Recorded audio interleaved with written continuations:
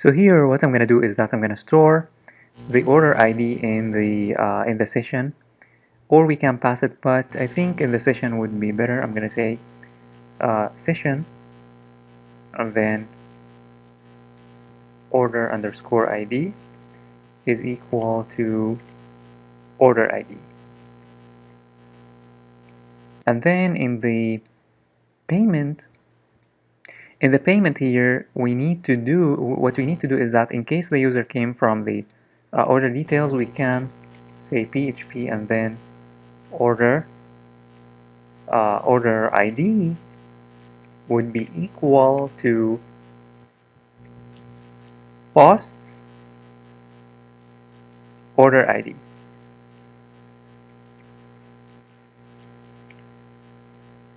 And if user came from the cart, what we need to do is that we need to do the same thing, but this time the order ID is going to be equal to session order ID. Session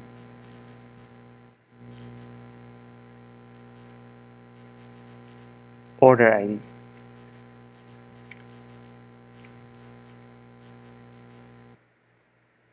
And here don't forget the semicolon. That's it. Now we need to pass the order ID, so we have here pass the order ID, and that's it. Now we need to head on over to the complete payment. So I'm going to create now a complete payment .php here in this file, new file, complete underscore payment.php. And in the complete payment.php, what we need to do is that we need to do two things. We need to change the order. We need here, let me add a comment, change order status to paid. And the second thing is to store payment info in database. That's it. Very, very simple. And then just go to user account. Very simple. So in order to do all of these, first here in the payment we have the transaction ID, and here transaction ID and the order ID. So I'm gonna again go to by the way, we need the user ID, but the user ID is stored in the session, so we don't have to worry about it. So what I'm gonna do is that I'm gonna go to the complete payment, and then I'm gonna say if is set get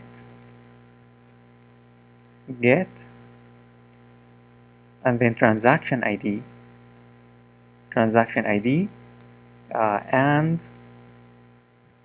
and is set order ID get order ID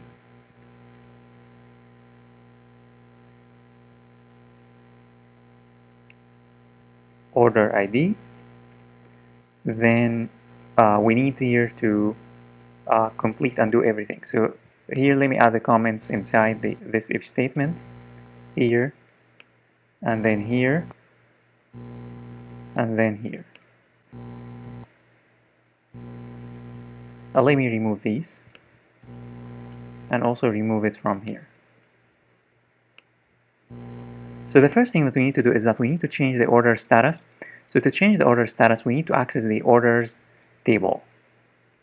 So I'm going to copy a code from the place order because we already have the code. First, we need to connect to the database and start a session.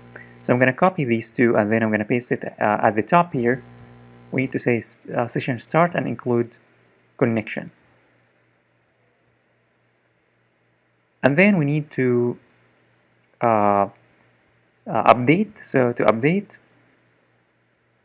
I think we have a code that updates in the account. Remember, in the account we have a code that we already used here, this update. So I'm going to copy this code. I'm going to copy these two lines, and then I'm going to paste them here. And then we need here to say connection. Let me push this because these must be inside. Let me push these. So here I'm going to say connection prepare update orders, and then set order status, and then question mark where order ID. So we need to say bind param order status s and I for order ID, and then we need to say here order status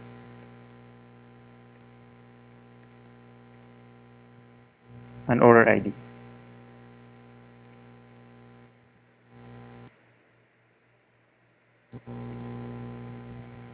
And here order ID is equal to the order ID get order ID.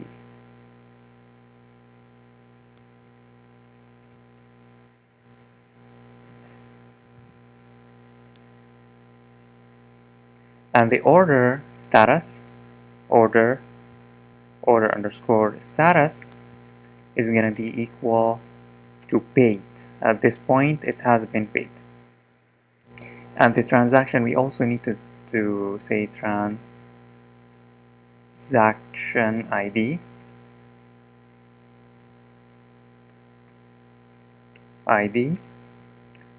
is equal to get transaction ID.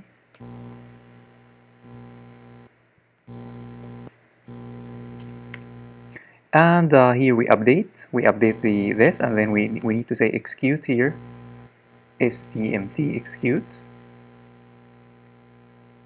So this is the first step.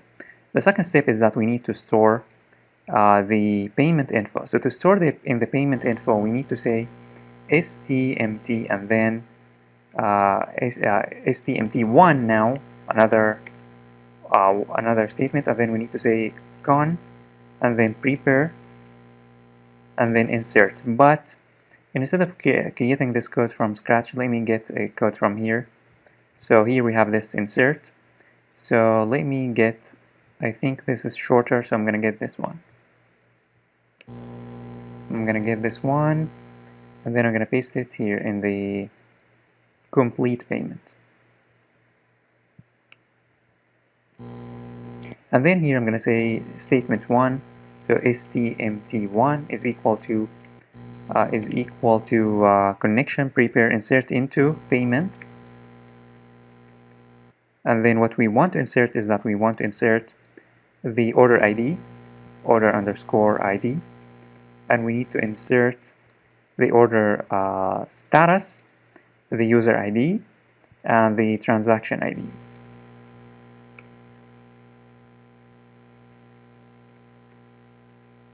The order status is not important here.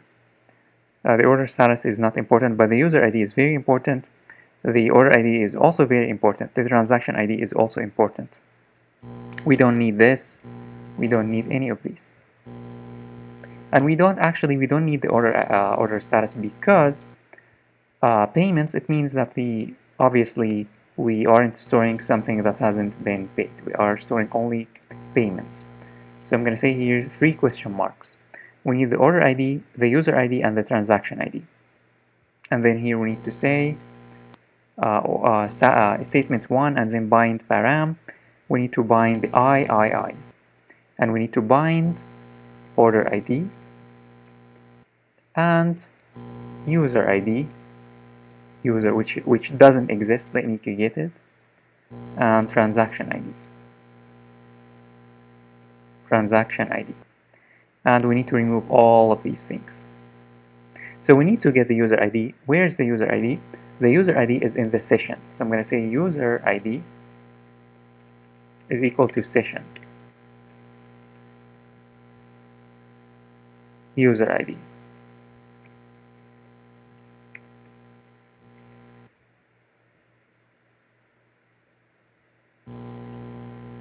and then we say here statement one, not just statement, and then execute. Finally, we go to user account. So I'm gonna say header, and then location, and then account .php, and then you can pass even a parameter. Say remember, in the account, let me go to the account. In the account, we have in the bottom here, we have I think at the top, not in the bottom, we have user name, user email, message. I think message, let's say here message, payment